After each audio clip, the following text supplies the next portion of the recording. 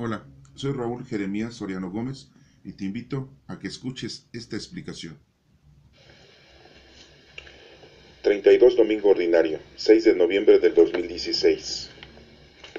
Lectura del Evangelio de Lucas capítulo 20, del 27 al 38. En aquel tiempo se acercaron a Jesús algunos saduceos. Como los saduceos niegan la resurrección de los muertos, le preguntaron: Maestro, Moisés nos dejó escrito que si alguno tiene un hermano casado que muere sin haber tenido hijos, se case con la viuda para dar descendencia a su hermano. Hubo una vez 7 hermanos, el mayor de los cuales se casó y murió sin dejar hijos. El segundo, el tercero y los demás hasta el séptimo tomaron por esposa a la viuda, y todos murieron sin dejar sucesión. Por fin murió también la viuda. Ahora bien, cuando llegue la resurrección, ¿de cuál de ellos será esposa de la mujer? Pues los 7 estuvieron casados con ella. Jesús les dijo: en esta vida, hombres y mujeres se casan, pero en la vida futura, los que sean juzgados dignos de ella y de la resurrección de los muertos, no se casarán ni podrán ya morir, porque serán como los ángeles e hijos de Dios, pues Él los habrá resucitado, y que los muertos resucitan, y el mismo Moisés lo indica en el episodio de la zarza, cuando llama al Señor Dios de Abraham, Dios de Isaac, Dios de Jacob, porque Dios no es Dios de muertos, sino de vivos, pues para Él todos viven. Palabra del Señor. Honor y gloria a ti, Señor Jesús.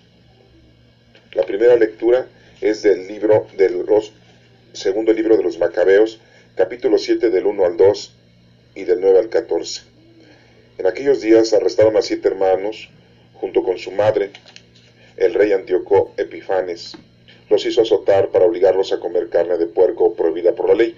Uno de ellos, hablando en nombre de todos, dijo: ¿qué quieres saber de nosotros? Estamos dispuestos a morir antes de quebrantar la ley de nuestros padres. El rey se enfureció y lo mandó matar.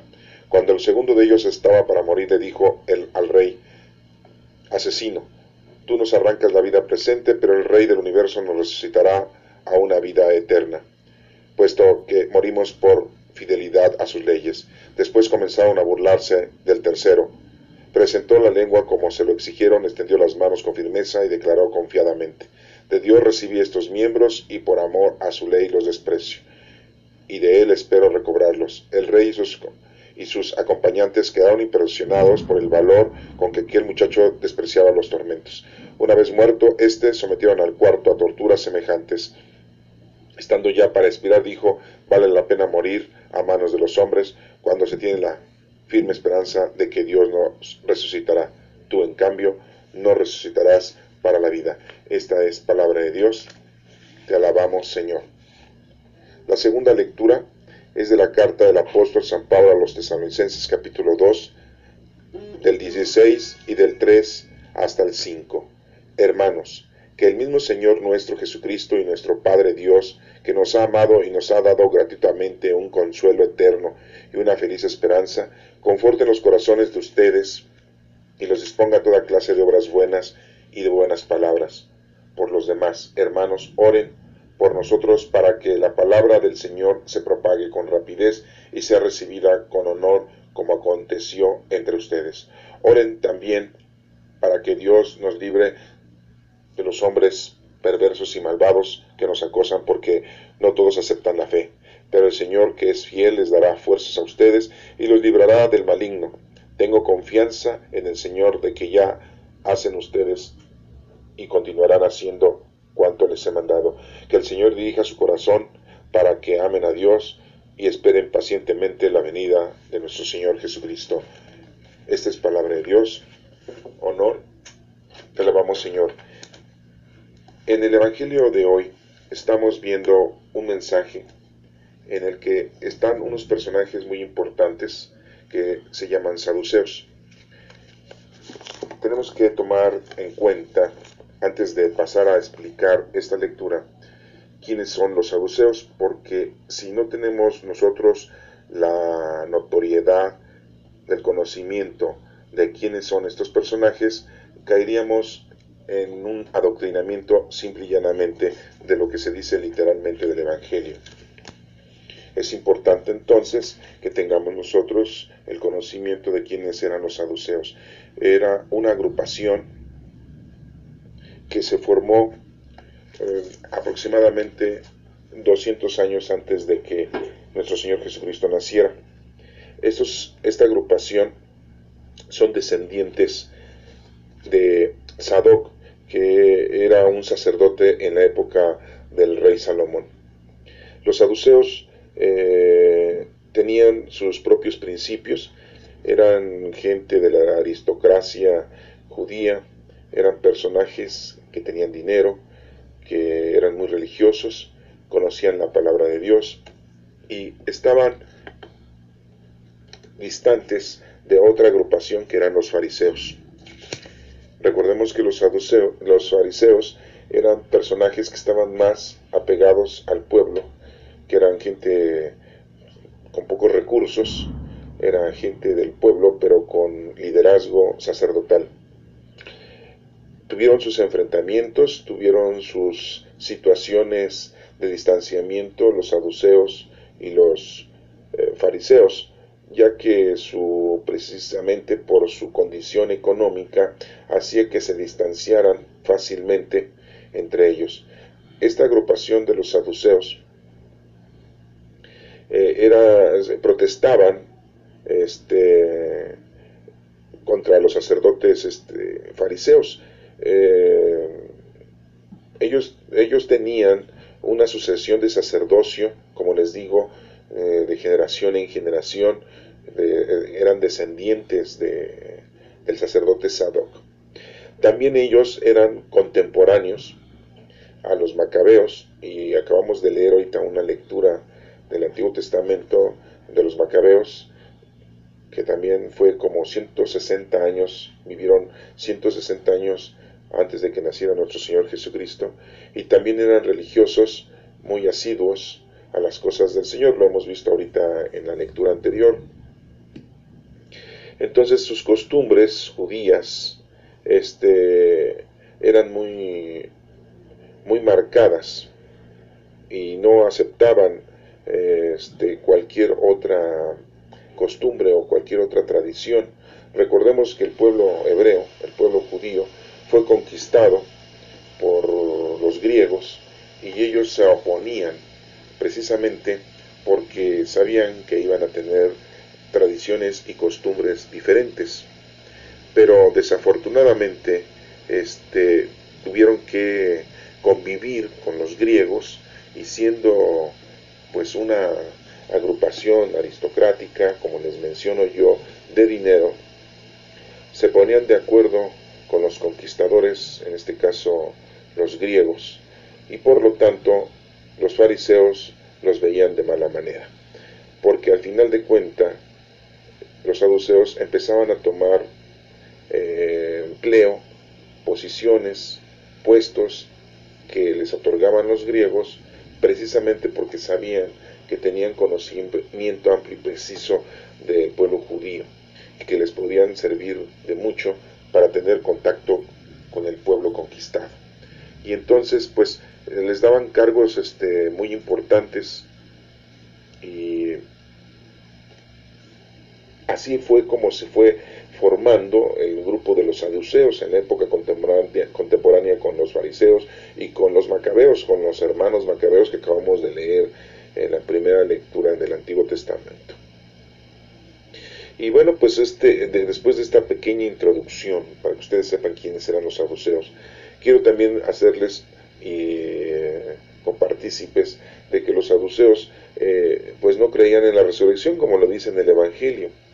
No creían que después de pasar una vida aquí pudiéramos nosotros tener un premio o un regalo, como se nos menciona, entre comillas, un regalo, que más bien es el resultado de tu buen comportamiento y de tus buenas acciones en este mundo, que es la vida eterna, y como nos lo dijo nuestro Señor Jesucristo, que vamos a resucitar.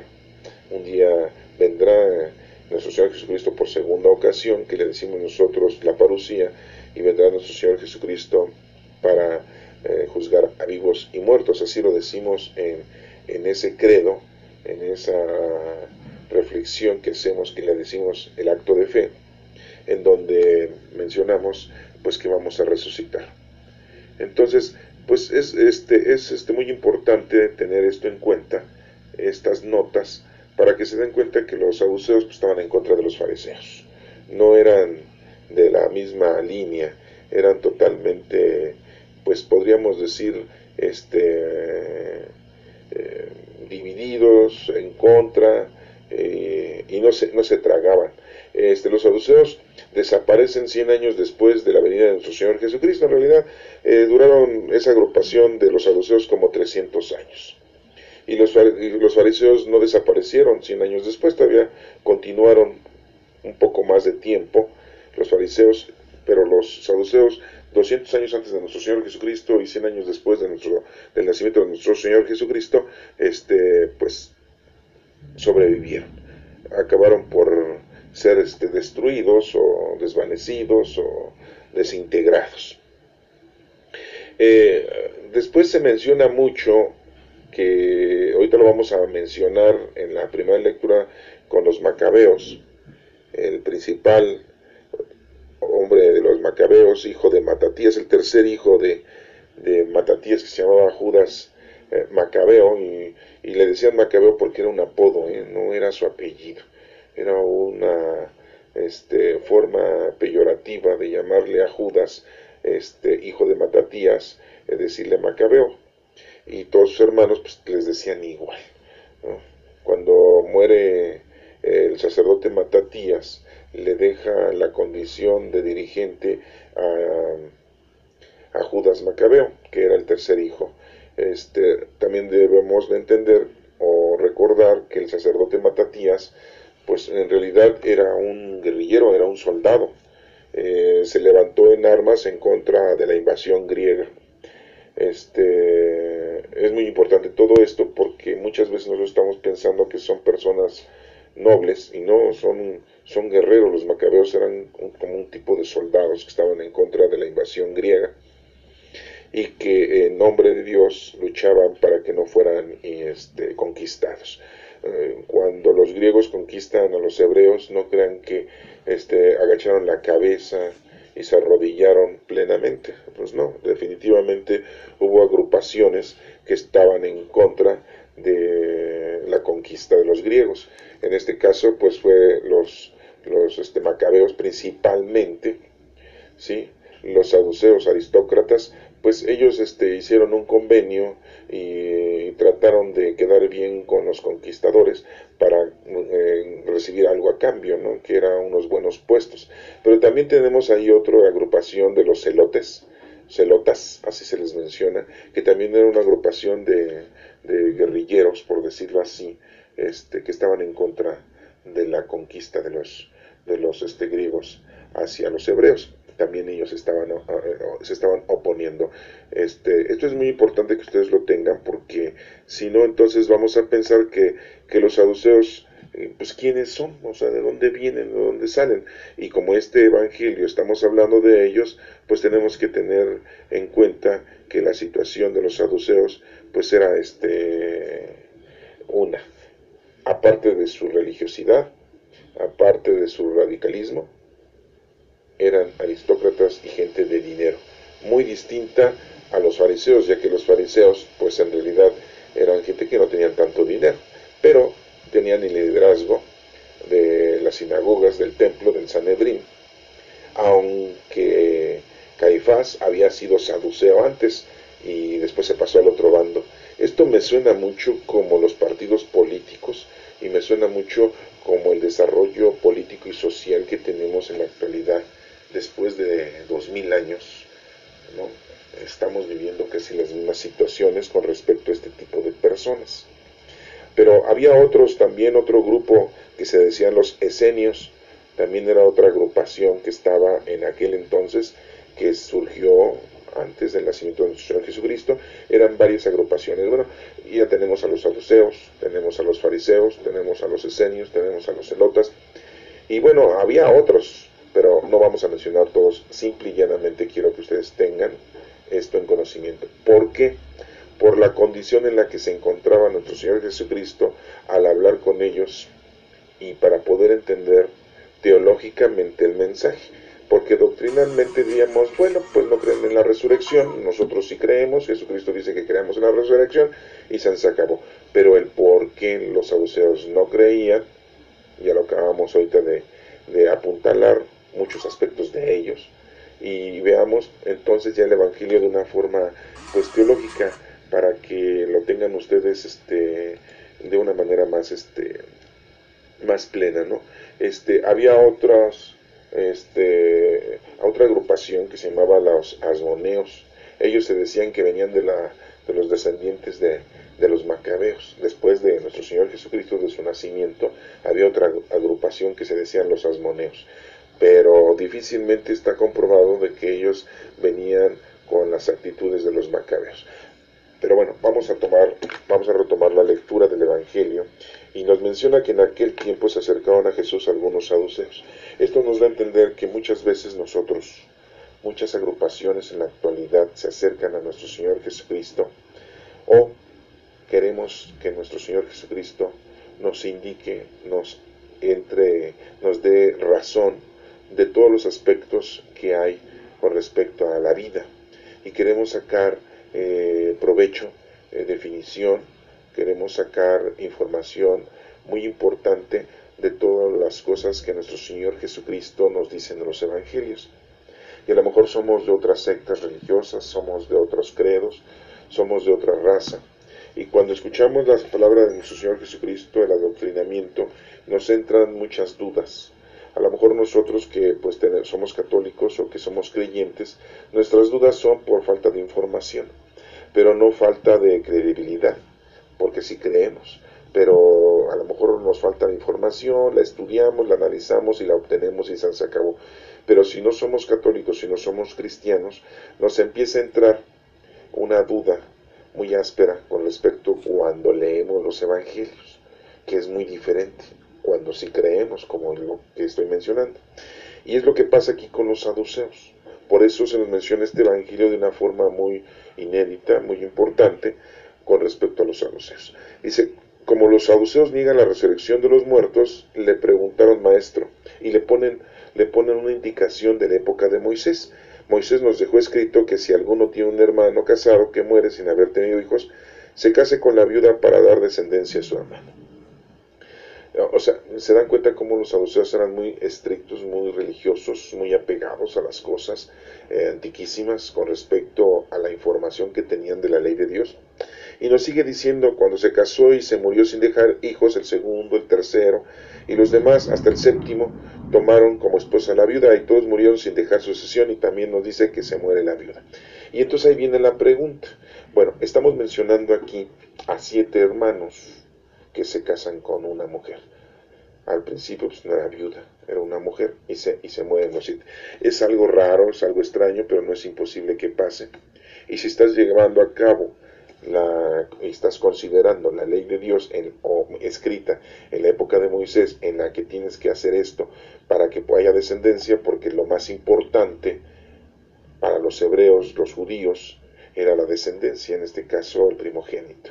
Y si esta mujer no podía tener hijos, porque ahí sí nos damos cuenta que la mujer no podía tener hijos, era un poquito ya más difícil que pensar que los 7 hombres que tuvo como maridos o como pareja, pues no pudieran tener hijos. En la actualidad el médico diagnostica al hombre y a la mujer y les dice, pues tú no puedes tener hijos porque tú eres estéril, o tú, mujer, no puedes tener hijos porque tú eres estéril. Entonces ya con la medicina actual podríamos saber. Aquí sí sería muy difícil pensar que ninguno de los 7 hombres podía tener hijos, o que fueran estériles esos 7 hombres. Aquí pues se podía deducir que la mujer era la estéril, pero bueno, eso nomás lo vamos a denotar, porque es importante saber que no hubo descendencia, y que aquí no le vamos a echar la culpa ni a ellos ni a ella, porque lo importante ante Dios es la descendencia, y es lo que estamos obteniendo de este evangelio. Esto nos da a entender que nosotros en la actualidad la descendencia no solamente es el hijo o la hija que tengamos, sino la herencia que le dejamos en el conocimiento de la palabra de Dios, el conocer, amar y servir a Dios. y no dejamos descendencia humana, dejamos descendencia corporal, dejamos descendencia de una persona, pero si no le dejamos los principios, no le dejamos la tradición, la cultura, el amor a Dios, pues entonces estamos dejando vacío ese vaso y no lo estamos llenando de la herencia que el Señor nos está pidiendo. Y entonces nos está pasando como le pasó a esta gente, ¿no? A estos 7 hijos de este señor que se casaron con esta mujer y que pues al final de cuentas no hubo herencia. Ese es el mensaje que quiero que tú integres, que es un mensaje teológico, en el que te está diciendo Dios que es muy importante la herencia, pero la herencia no es de un ser humano, sino del conocimiento del amor a Dios. Recuerda que venimos a conocer, amar y servir a Dios. Fe, esperanza y caridad, las 3 virtudes teologales, que es las que debemos de contener y tener. Y aquí se aplica mucho porque los saduceos, siendo muy estrictos, radicales, adinerados, quieren saber de Jesucristo cuál es su postura. Y le dicen que está escrito. Entonces no podemos pasar por alto las Sagradas Escrituras y lo escrito, porque de ahí viene todo el conocimiento y la sabiduría y el mensaje que Dios nos da. Entonces es muy importante que analicemos. Aquí aparentemente se denota que los saduceos no habían entendido bien esta parte de las Sagradas Escrituras y que lo estaban viendo de una forma solamente mundana y terrenal, humana. Y hacen la pregunta, dice aquí, cuando llegue la resurrección, si es que estás tú predicando la resurrección, Jesucristo, le dicen los saduceos, ¿de cuál de ellos será la esposa de la mujer? Pues los 7 estuvieron casados con él. Y vemos entonces que pues ellos no creen en la resurrección. Vemos entonces que hacen una pregunta diciendo cómo, con quién va a resucitar esta mujer. La resurrección es muy importante que la entendamos, que nosotros no sabemos ni cuándo va a ser, ni de qué forma va a ser, ni cómo va a ser. Entonces la resurrección simple y llanamente nos menciona el Señor que vamos a resucitar con Él. No nos está diciendo de otra manera, no nos está diciendo vamos a reintegrarnos corporalmente. ¿Qué decimos en la acción de fe que tenemos el credo? Decimos, esperamos la resurrección de los muertos y la vida del mundo futuro. Así decimos la parte final del acto de fe. Esperamos la resurrección de los muertos. Pero en la misa, en la liturgia, decimos, y todos aquellos que se durmieron en la esperanza de la resurrección. A ver, entonces aquí encontramos una contradicción doctrinal, ¿se dan cuenta? Ya estamos encontrando una contradicción doctrinal que maneja la Iglesia Católica dentro de su liturgia y dentro del acto de fe que se pronuncia dentro de la celebración eucarística. O están muertos o están dormidos. Decimos en la liturgia, a todos aquellos que se durmieron en la esperanza de la resurrección. Una cosa es dormir, ¿no? Y después decimos en el acto de fe, y esperamos la resurrección de los muertos y la vida del mundo futuro. Entonces se dan cuenta ustedes que muchas veces podemos caer en un error cuando vemos solamente de una forma doctrinal. La doctrina es una enseñanza, te enseña. Y un estudio teológico profundizas exactamente cómo deben de ser las cosas. La teología es como una ciencia, es la ciencia de Dios, y una ciencia no se equivoca, es plena. Pero una doctrina es un mensaje, una enseñanza, y cuando tú das un mensaje y una enseñanza, se va perdiendo o posiblemente vas cambiando y el significado va siendo otro si no haces el mensaje o das el mensaje pleno y preciso. Puedes divagar y entonces ahí viene un cambio en la enseñanza, que es la doctrina. Entonces, retomando estas dos frases, ¿qué podríamos pensar? ¿Están dormidos o esperamos la resurrección de los muertos? Y entonces ahí vendría un detalle, ¿verdad? Diríamos, ¿qué es lo que vamos a hacer o qué es lo que vamos a explicar? Entonces nos tenemos que remontar para dar una exacta explicación, pues a la Sagrada Escritura. Y el Señor nos dice que esperamos la resurrección, pero no nos dice cómo va a ser la resurrección. Eso no nos toca a nosotros. Nuestro Señor Jesucristo, como dice en la carta de San Pablo a los tesalonicenses, nos dice que hay que esperar la llegada de nuestro Señor Jesucristo. Y ya cuando llegue, sabremos cómo va a ser la resurrección. Recordemos que nuestro Señor Jesucristo resucitó a Lázaro, ¿sí? Resucitó a la hija de Jairo, resucitó por ahí un sirviente de un soldado. Entonces, vemos cómo esas personas que resucitó nuestro Señor Jesucristo, después de haber vivido otro tiempo más, pues se mueren. Entonces no estamos hablando de una resurrección de los muertos corporales, estamos hablando de una resurrección a la vida de una forma espiritual. Cuando nosotros estamos con el Señor y tenemos esas virtudes teologales que acabo de mencionar hace un momento, de fe, esperanza y caridad, estamos nosotros pensando en que cuando dejemos este cuerpo inerte, cuando moramos, nuestro espíritu, nuestra alma queda dormida, por decirlo de esa manera para poder entender.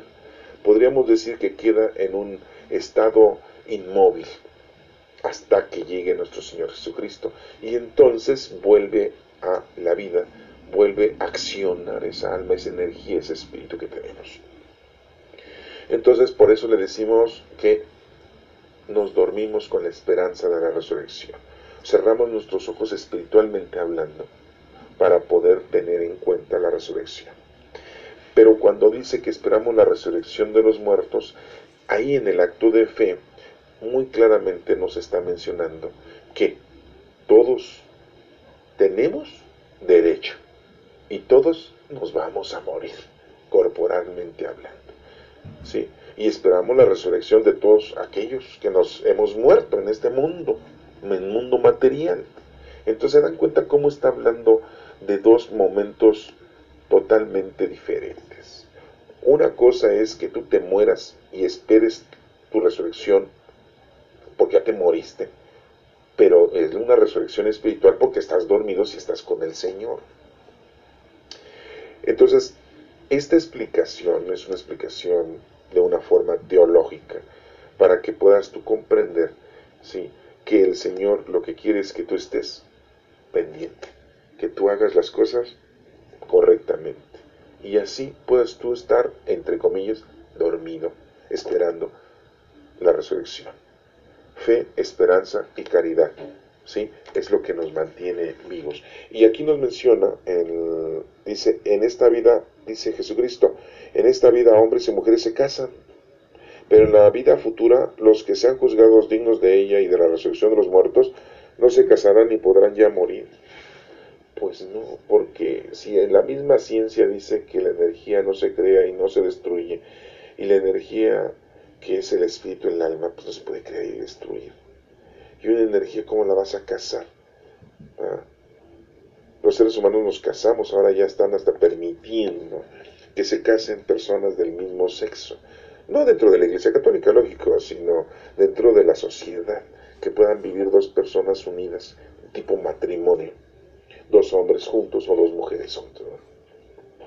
Pero esas son unas acciones sociales, contemporáneas, eficaces quizá para un desarrollo de los seres humanos, pero nada que ver con respecto a lo que Dios menciona, ni mucho menos a las formas religiosas que la Iglesia Católica, en este caso, que es la que me corresponde hablar, sean benévolas, ¿no? Se estarán casando entre hombres y entre mujeres, pero eso a la Iglesia pues no le va ni le viene, porque la Iglesia no va a permitir eso, y nuestro Señor, nuestro Dios, pues eso no lo menciona como un acto benévolo, ni tampoco como un acto de circunstancia matrimonial, ¿no? Se querrán mucho, se amarán mucho, serán buenos seres humanos entre ellos, pero eso no es un matrimonio ante Dios. ante Dios sería una simple y llana pareja, simple, nada más así. Y ya serán juzgados ellos conforme a lo que Dios disponga. Pero para la iglesia y para Dios pues no es un matrimonio, ¿sí? Es una unión nada más, ¿no? Bueno, pero no hablemos de eso porque en realidad no es el tema, solamente lo comento por la cuestión de la resurrección, de que cuando se llegue este momento, pues no existe esa resurrección de esa mujer con los 7 hermanos. Eso es aquí, es en lo mundano, en lo terrenal, ¿sí? Es como si dijeras, bueno, yo tuve muchos coches y los guardé y los tengo ahí y se los dejé a mis hijos y mis hijos se los dejaron a mis nietos y mis nietos a mis bisnietos y mis bisnietos lo siguen conservando como algo de antigüedad, de reliquia, ¿sí? Y pasaron ya, no sé, muchas generaciones. Y llega la resurrección y voy a resultar, van a ser míos los coches. Voy a volver a poder usar los coches. Pues no, porque la resurrección no la estamos pensando nosotros como el video de Michael Jackson, ¿eh? Que de las tumbas salen los muertos y se paran bailando y todos echados a perder sus vestiduras y todos los calavéricos y por favor, o sea, es una forma muy fantasiosa, infantil de pensar que la resurrección de los muertos va a ser así. No lo sabemos. El único que lo sabe es nuestro Padre Dios y lo va a ejecutar nuestro Señor Jesucristo en su segunda venida, que es la parucía. Bueno. Y que los muertos resucitan, dice la lectura. El mismo Moisés lo indica en el episodio de la zarza, cuando llama al Señor, Dios de Abraham, Dios de Isaac, Dios de Jacob, porque Dios no es Dios de muertos, sino de vivos, pues para Él todos viven. Si nosotros nos morimos, corporalmente hablando, seguimos vivos para el Señor. Estamos con el Señor y el Señor está con nosotros. O sea, no piensen ustedes que ya se acabó, ¿no? El Señor está con nosotros. Dirán ustedes, pero si yo me porté muy mal. No lo sé. Simple y llanamente nos dice el Señor que cuando mueres en pecado, pues no estás con Él. Lógico, que pecado quiere decir ausencia de Dios. Eso quiere decir pecado, ¿sí? O estás en contra de las cosas del Señor. Eso es pecado, ¿sí? Entonces, y hemos aprendido que cuando tú dañas al prójimo, en vez de hacerle un bien, pues estás en un pecado, porque Dios no hace eso, no daña al prójimo, sino siempre ayuda al prójimo y te mantiene y te tiene para que tú hagas lo mismo, ayudes al prójimo. Dios te manda a ti para que tú procures al hermano, al prójimo es el próximo al que te encuentres. Dios te pone en el tiempo, en el momento, en el lugar preciso para que tú lleves a cabo esa caridad, como el samaritano que ayudó a aquel que había sido herido, asaltado en el camino, y que los otros dos sacerdotes y el levita, el conocedor de Dios, no le ayudaron a ese hombre, y en cambio un samaritano sí lo hizo. Bueno, entonces, pues veamos que los saduceos tienen la respuesta, y era increíble que no tuvieran conocimiento de que la resurrección no es como la pintan y no es como ellos creen que va a ser, sino totalmente diferente. Y siendo que los saduceos pues, eran personas supuestamente estudiadas de las cosas del Señor, pero desgraciadamente eran muy mundanos, muy materialistas y entendían la Sagrada Escritura de una manera racional, no la entendían divinamente, no entendían las cosas como Dios piensa. Recuerden lo que le dijo Jesús a Pedro: tú piensas como los hombres y no piensas como Dios. Veamos entonces la primera lectura de Macabeos, que es Macabeos capítulo 7, el 1 al 2 y del 9 al 14. Dice que arrestaron en aquellos días, es el segundo libro, a los 7 hermanos junto con su madre, otra vez el número 7, ¿no? Que significa plenitud. Son los 7 días de la semana. En la primera lectura en el Evangelio acabamos de ver que eran 7 hombres, bueno, un día, lunes, martes, miércoles, jueves, viernes, sábado y domingo, contándolo como forma católica, pero si lo contamos como forma judía es domingo, lunes, martes, miércoles, jueves, viernes y el séptimo día sábado. Es un día, un día exactamente dedicado al Señor. Y si no produces, como ese hombre que no produjo y se murió, pues tienes el otro día. Si no produces el domingo, tienes el lunes, si no el martes, si no el miércoles, si no el jueves, si no el viernes, si no el sábado, y si no produces, pues entonces no dejaste nada de herencia. ¿Te das cuenta de lo que estamos hablando? Por eso es el número 7, que son los 7 días de la semana, que tienes que producir, tienes que ponerte a trabajar, ¿sí? Y la mujer, ¿quién será la mujer? Pues la mujer es la vida, ¿sí? La mujer es la naturaleza, la vida, la acción del Señor en el mundo, para que tú puedas poner a trabajar en la vida, no en la muerte, ¿sí? Bueno, veamos entonces Macabeos, segundo libro de Macabeos 7, del 1 al 2 y del 9 al 14. Dice, en aquellos días arrestaron los 7 hermanos junto con su madre, ¿se dan cuenta?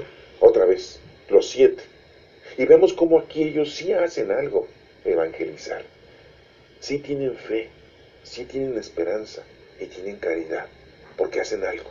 Nos transmiten la fuerza, nos transmiten su actitud, su personalidad. ¿Se dan cuenta de esto? ¿Sí? Que se relaciona mucho con el Evangelio. Dice, el rey Antíoco Epifanes los hizo azotar para obligarlos a comer carne de puerco. Se les prohibía a los judíos comer carne de puerco. Y él les dijo, tienen que comer carne, renieguen de su Dios, renieguen de sus costumbres, de sus tradiciones. Y pues lógico, si tú estás bien con el Señor, no vas a renunciar a las cosas de Dios por las cosas mundanas y terrenales. En la actualidad hay algunos países, Medio Oriente, que todavía existe este tipo de amenazas. Las mujeres no pueden andar descubiertas. Los hombres no pueden evocarse y decir que son cristianos en un país musulmán porque son asesinados, ¿sí? Y más si son agrupaciones de rebeldía radicales, ¿sí?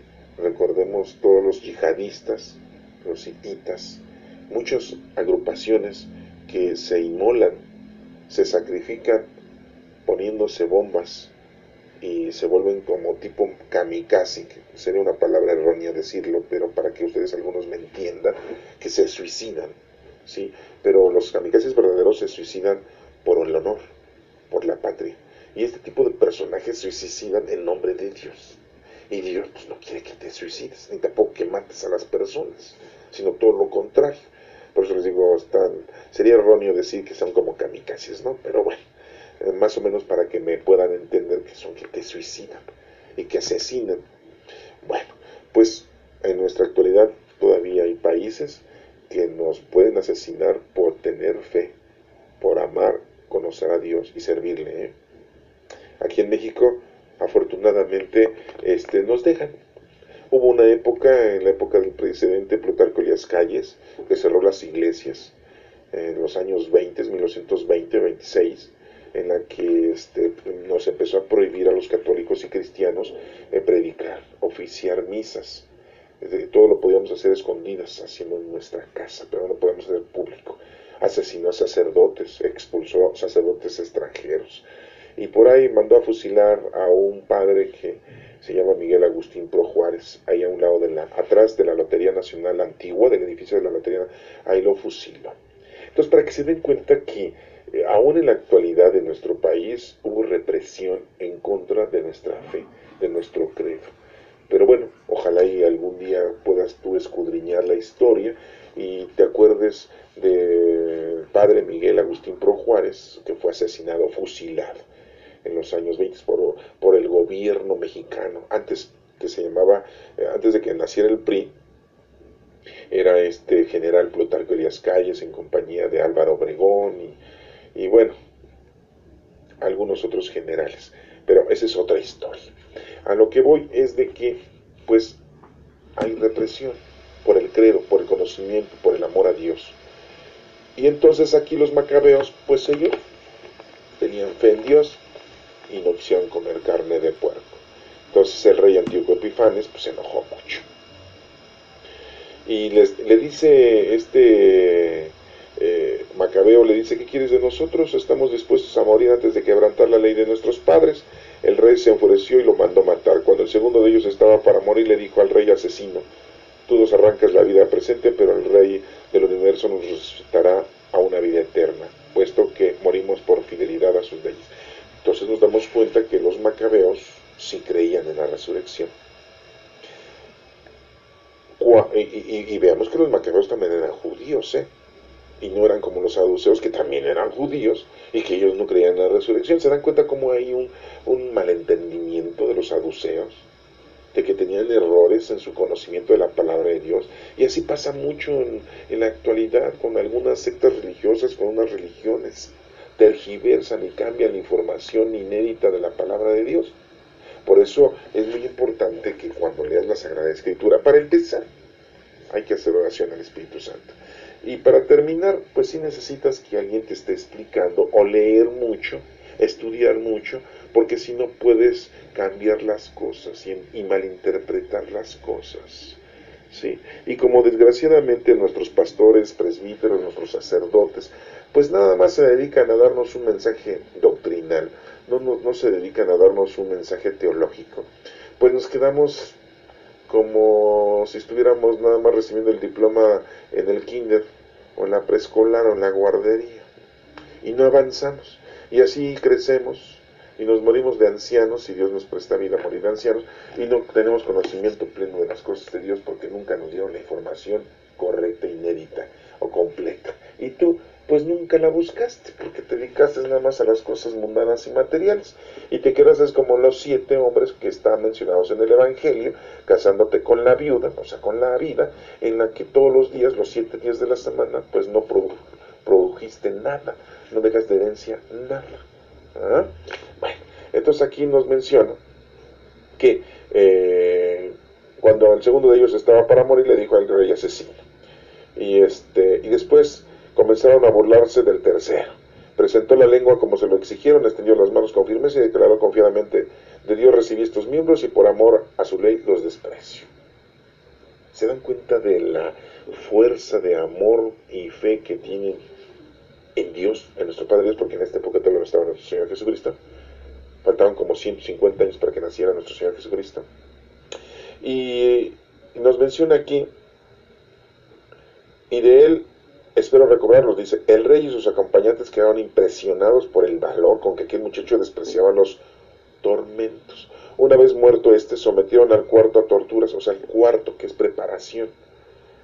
Semejantes, estando ya para esperar, dijo: vale la pena morir a manos de los hombres cuando se tiene la firmeza, la esperanza de que Dios nos resucitará. Se dan cuenta que tenía esperanza. Por eso les digo que la fe, esperanza y caridad son las 3 virtudes teologales, teológicas de Dios. Tú, en cambio, no resucitarás para la vida, le dice este hombre macabeo al rey Antíoco Epífanes, que no va a poder resucitar porque ha caído en una agresión en contra, no de ellos, sino del credo, sino de la manifestación de Dios al mundo. Y así en la actualidad hay mucha gente. Pues tenemos a los narcotraficantes, se hacen sus propios santos, se hacen sus propias creencias, le creen mucho a la Santa Muerte, al santo de los narcotraficantes, creen en feticherías, en amuletos, los secuestradores, los asesinos, los asaltantes, pues ya no creen, y están como estos, ¿sí? Como este rey, ¿sí? Pero nosotros nos tenemos que mantener firmes y plenos en las cosas del Señor, como los macabeos. Quiero mencionarles que los libros de los macabeos, el primer libro, y está escrito y no se sabe quién lo escribió, pero menciona muchas cosas con respecto a las condiciones de la lealtad que se le tiene a nuestro Padre Dios, y que sí se entiende y se cree en la resurrección. Y en el segundo libro de los macabeos no es el mismo escritor, aunque no se tiene el nombre, se da uno cuenta de que no es el mismo escritor el que realiza el segundo libro de los macabeos, es otro, ¿sí? Dicen por ahí que era un judío alejandrino de Alejandría. ¿Por qué creen eso? Porque su forma de escribirlo. Desgraciadamente estos dos libros de los Macabeos no se tienen los originales, nada más lo tienen una copia en griego. Por eso los judíos no los toman en cuenta como libros inspirados por Dios. Y los católicos pues sí los tenemos como inspirados por Dios. Los Macabeos, como les digo, fueron soldados, hijos de Matatías, un sacerdote que era soldado y que luchó en contra de la invasión griega. Y los judíos los tienen como héroes de guerra, así como nosotros tenemos a los niños héroes de Chapultepec, ahí que defendieron el castillo. Bueno, pues los judíos tienen a los Macabeos como héroes, porque lucharon en contra de la imposición de la cultura griega, de la invasión griega, de las tradiciones griegas. Y no así los saduceos. Los saduceos pues se incorporaron con los griegos por conveniencia. Hasta parece que eran políticos del PRI, ¿verdad? O del PAN, ¿verdad? O del PRD, ¿verdad? Ahora con eso de que los gobernadores se roban el dinero y se van del país y tienen infinidad de propiedades en todo el mundo, y mientras los estados de la república donde gobernaban están llenos de pobreza. Bueno, pero bueno, esa es otra historia. A lo que vamos es de que los Macabeos eran soldados y los judíos los tienen en buena forma como héroes nacionales porque lucharon en contra de la represión. Vamos a terminar leyendo o explicando más bien la última lectura, que es la de Pablo, la segunda carta a los Tesalonicenses, capítulo 12, el versículo 16, y pasamos al capítulo 3 hasta el versículo 5.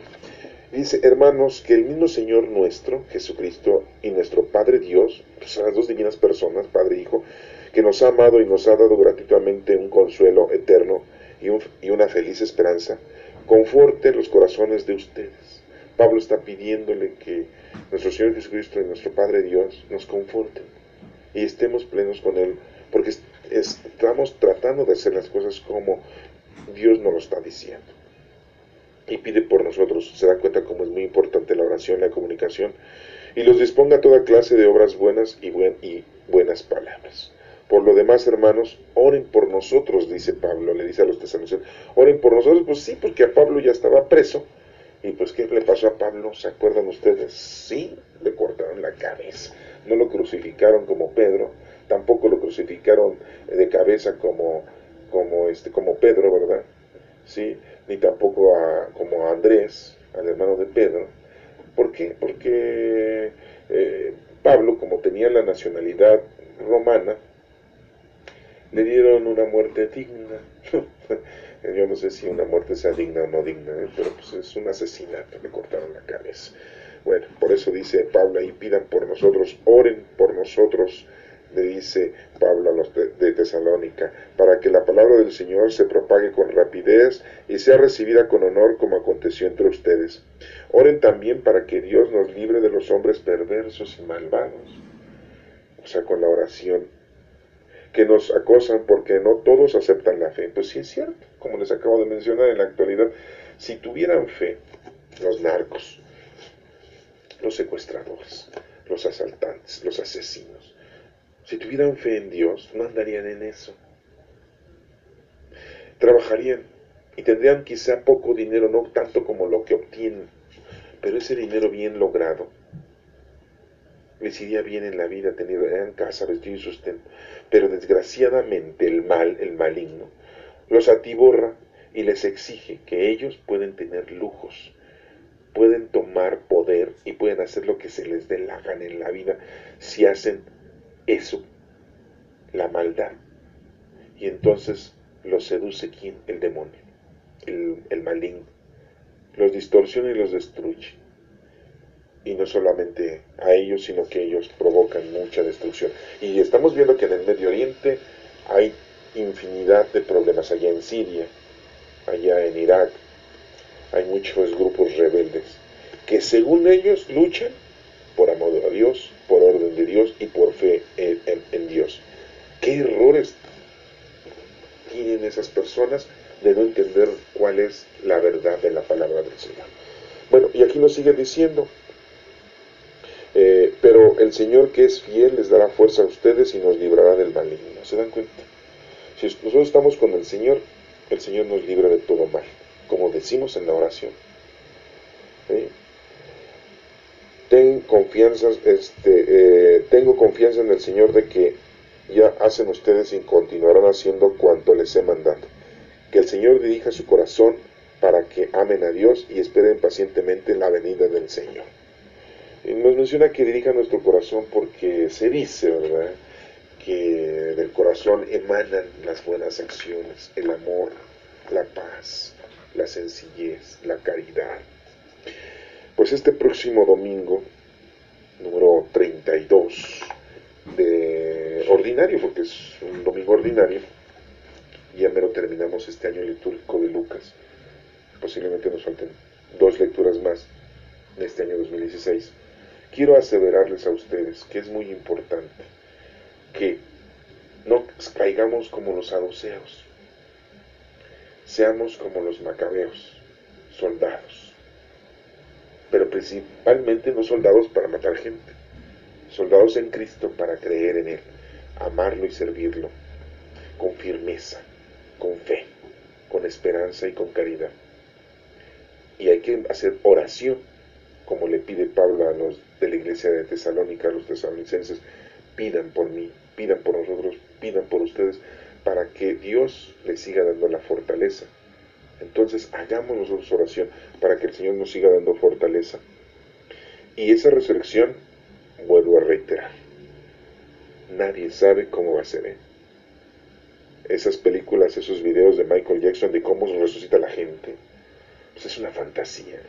Esas personas que están pensando que va a resucitar el cuerpo así como lo tienes con tus juanetes o con tus espinillas o con tus canas o con tus arrugas en la frente o con tus uñas bonitas o con tu cuerpo joven porque moriste joven o vas a morir joven y te sientes que así vas a resucitar, pues te has equivocado, porque así no va a ser, ¿no?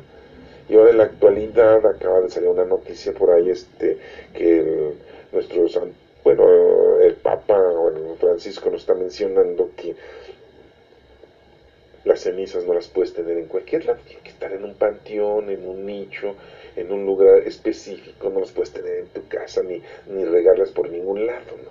Y por ahí andan diciendo, es que cuando sea la resurrección, al Señor le va a costar mucho trabajo estar juntando todas las cenizas y las regaste en el mar. Le va a costar mucho trabajo recoger todas las cenizas y las regastes por un campo abierto. Ay, qué dificultad va a tener Dios. Ay, por favor. O sea, es increíble que haya personas que todavía estén pensando de esa manera tan ridícula. Porque la resurrección no es una resurrección del cuerpo. La resurrección es la resurrección a la vida eterna espiritualmente hablando. Y si va a haber una resurrección del cuerpo, pues nuestro Señor, como dice un amigo, tiene tecnología de punta y Él sabrá qué hacer. A nosotros no nos interesa eso.